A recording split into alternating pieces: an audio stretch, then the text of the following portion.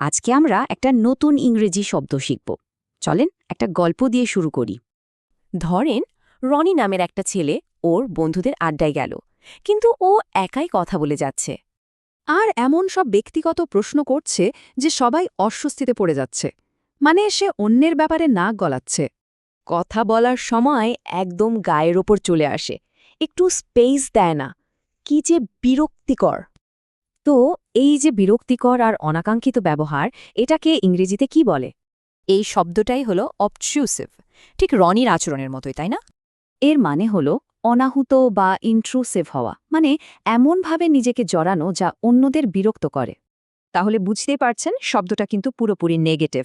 এটা দিয়ে কখনোই ভালো কিছু বোঝায় না। একটা উদাহরণ দেখি, চলেন। অনুষ্ঠানের নিরাপত্তা ব্যবস্থাটা এতটাই চোখে পড়ছিল যে অতিথিরা অস্বস্তিতে ভুগছিলেন। এটা তো একদম রনির গল্পের মতো। মিটিংয়ের মাঝে এমন ব্যক্তিগত প্রশ্ন করাটা খুবই অবট্রুসিভ ছিল। এখানে আবার দেখুন, ম্যানেজারের সব মিটিংয়ে থাকাটা এমপ্লয়ীদের জন্য মাইক্রো ম্যানেজমেন্ট মনে হচ্ছিল। খুবই অবট্রুসিভ একটা ব্যাপার। সহজে মনে রাখতে শুধু রনির বিরক্তিকর ব্যবহারটার কথা ভাবুন।